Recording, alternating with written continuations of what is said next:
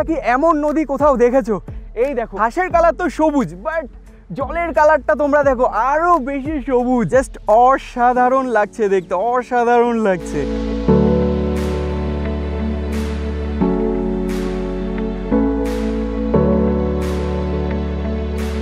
ভাই এই জায়গাটার ভিডিও আমি কোথাও দেখিনি ভাই। ইউটিউবে আমি পুরো ইউটিউব সার্চ করেছি যে এই জায়গাটার ভিডিও কেউ করেছে কিনা, বাট আমি ইউটিউবে কোথাও পাইনি। তো দেখো কত সুন্দর জায়গায় বসে রয়েছি আমি, নৌকার উপরে নদীর সামনে। আর নদীর কালারটা দেখো, এমন কালার কি তোমরা কোথাও দেখেছো ভাই? চলো।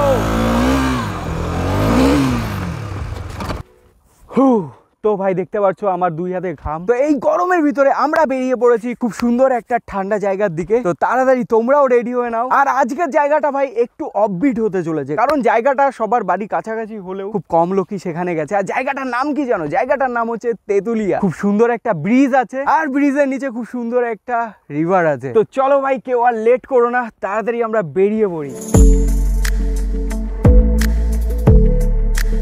তো ভাই আমরা ডুকডুকে উঠে পড়েছি, আর দেখতে পাচ্ছ এখন আমরা কত সুন্দর একটা জায়গায় রয়েছি। পুরো দুই সাইডে ফাঁকা মাঠ। আর কিছুদিন আগে না এখানে পুরো একদম ধান গাছের সবুজ হয়েছিল, বাট দেখতে পাচ্ছ সব ধান গাছ কিন্তু কেটে ফেলেছে। এই যে কত ধান রোডের উপরে রয়েছে, এই যে মাঠে রয়েছে কতগুলো, একদম খড়ের মতো বানিয়ে রেখেছে। দুদিন বাদে এই ধানগুলো ছাড়াবে, তারপর সেগুলো সিদ্ধ করবে, তারপর সেগুলো আমাদের পেটে চলে যাবে ভাই। তো যাই হোক, আমরা উঠে গেলাম মেন রোডে। এতক্ষণ ভাই আমরা ছিলাম ভিতরের রোডে। আজকে আমরা যেখানে যাচ্ছি, যারা হাবড়া, মচলন্দপুর, গোবরডাঙ্গা এইসব জায়গা থাকে, তাদের বাড়ির খুবই কাছাকাছি এই জায়গাটা, বাট অনেকেই এই জায়গাটার ব্যাপারে জানে না। তো চলো, আজ আমি তোমাদের সবাইকে নিয়ে যাচ্ছি। আজকের পর থেকে সবাই জেনে যাবে জায়গাটার ব্যাপারে, আর আশা করি ভাই তোমাদের সবার খুব ভালো লাগবে জায়গাটা। তো এখন আমি রয়েছি মচলন্দপুর যাওয়ার রোডে, আর মাত্র কিছু কিলোমিটারই বাকি রয়েছে মচলন্দপুর। ও ভাই, কত বড় একটা রাইডারের সাথে দেখা হয়ে গেল। দেখো জাস্ট উড়ে উড়ে ভাই কি চালাচ্ছে দেখো।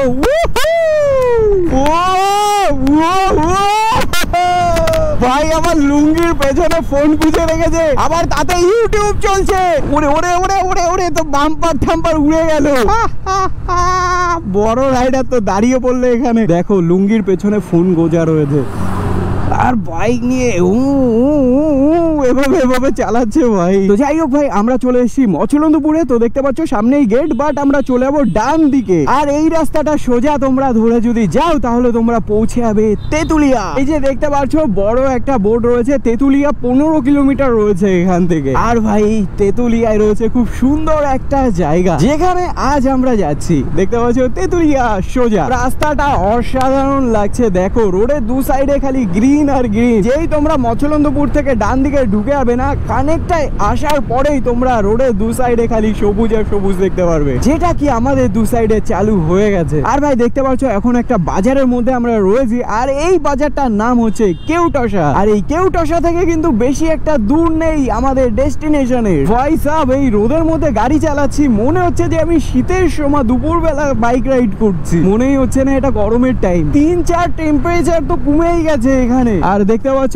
এখানে সাইডে রয়েছে দুটো পরপর ইট ভাটা। মচলন্দপুর পার করলাম, কেউটসা পার করলাম, আর এখন আমরা রয়েছি রামচন্দ্রপুরে। আর দেখতে পাচ্ছ আমাদের সাইডে রয়েছে বড় একটা ইট ভাটা, বাট আমার মনে হয় এই ইট ভাটাটা বন্ধ হয়ে গেছে। আর ভাই তোমরা যদি তেতুলিয়ায় আসো, তেতুলিয়ায় প্রচুর পরিমাণে ইট ভাটা তোমরা দেখতে পারবে। তো ভাই রোডের সাইডে একটু দাঁড়ালাম, কারণ খুব সুন্দর একটা জিনিস দেখেছি। আর ভাই সেটা দেখবে কি, জাস্ট চেক করো ভাই, কৃষ্ণচূড়া ফুলগুলো কত সুন্দর লাগছে। ওই দেখো ওই সাইডে দুটো গাছ রয়েছে, আর এই যে একটা, ভাই দারুণ লাগছে দেখতে। জাস্ট চেক করো ভাই, পুরো পলাশ ফুলের মতো কিন্তু দেখতে। বাট ভাই পলাশ ফুল গাছ থেকে কিন্তু অনেক বড় হয় এই গাছগুলো, আর তখন দারুণ লাগে দেখতে ফুলগুলো। আর তোমরা সেটা দেখেও ছিলে, কারণ দুদিন আগে গেছিলাম আমরা টাকিতে, আর রোডের সাইডে বসিরহাটে কত বড় বড় গাছ ছিল। তো সবকিছু তোমাদের দেখিয়েছি। তোমরা এই ভিডিওটা কমপ্লিট করে তারপর কিন্তু টাকির ব্লগটা দেখতে পারো।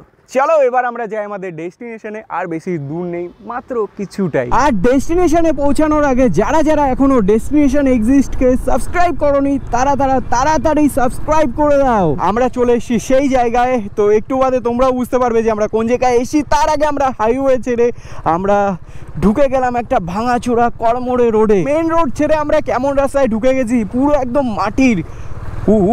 ভাই সাহেব, এদিক থেকে যাওয়াটা খুবই ডিফিকাল্ট ভাই। দেখতে পাচ্ছ পুরো এরকম বড় বড় ইট দাঁড় করানো রয়েছে। তার উপর দিয়ে যাচ্ছে। ও ভাই ডুগডুগে তো হালকা একটু বেঁধেও গেছে।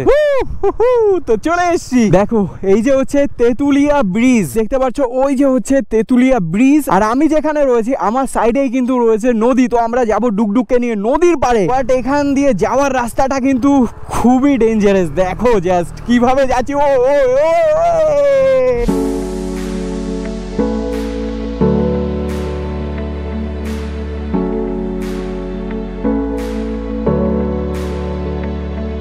তো ভাই আমরা নিচু জায়গা থেকে উঠলাম কিভাবে তোমরা দেখলে। এবার দেখো আমাদের সামনে কিন্তু ভাই রয়েছে ইছামতি নদী। ভাই আমরা নিচে থেকে তো উঠতে পেরেছি, বাট এবার তো নামাটা খুবই খতরনাক। দেখো এটা দেখে যতটা ইজি মনে হচ্ছে ততটা কিন্তু ইজি না ভাই, কারণ অনেকটা নিচু। যাই হোক ভাই কোনো ব্যাপার না, ডুগডুগ থাকলে আমি কোনো কিছু ভয় পাই না। বাট ভাই রাস্তাটা দেখো তোমরা, ওয়ে ওয়ে ওয়ে ওয়ে কিভাবে নামবো ভাই। এইখানটাই দেখো, এখানটাতে তো জাম্প করবে ডুগডুগ। ও মাই গড।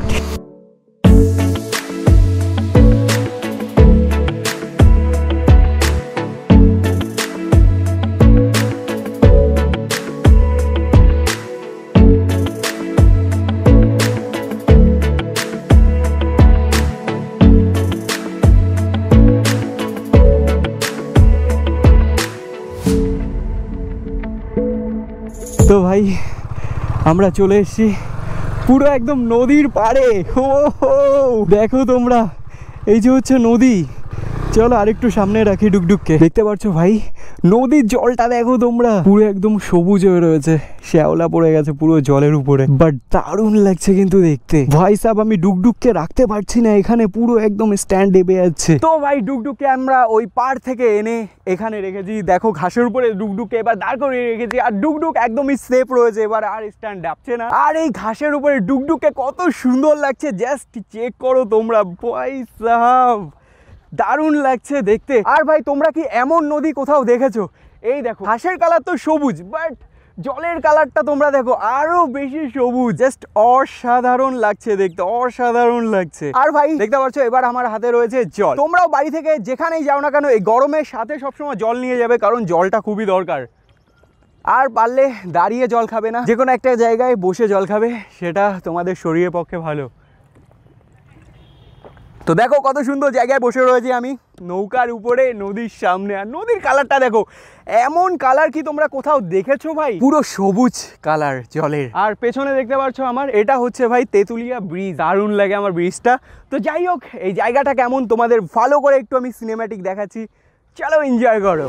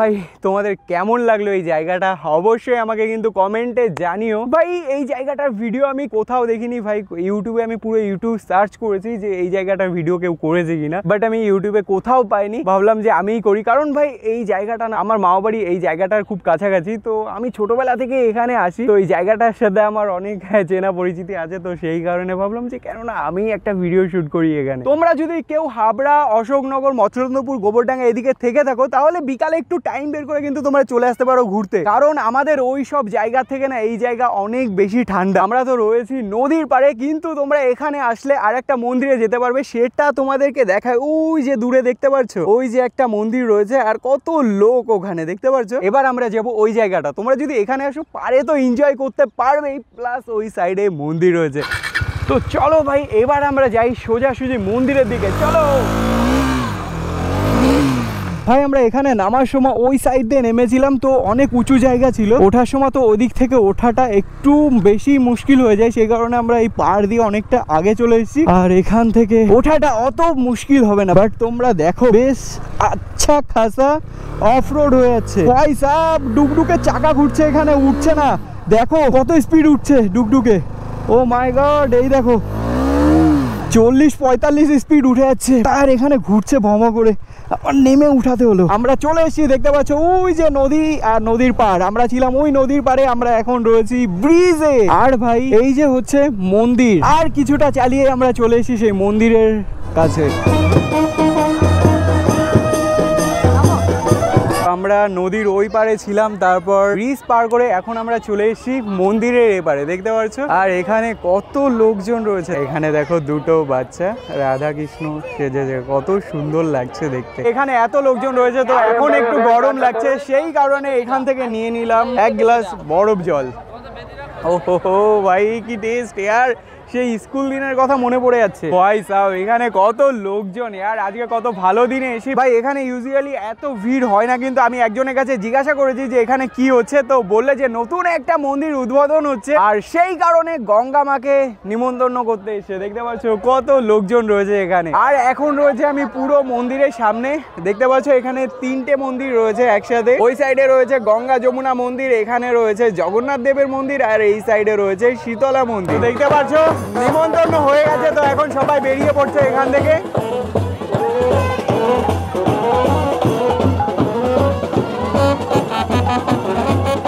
তো ভাই চলো এবার একটু মন্দিরের ভেতর থেকে ঘুরে আসা যাক।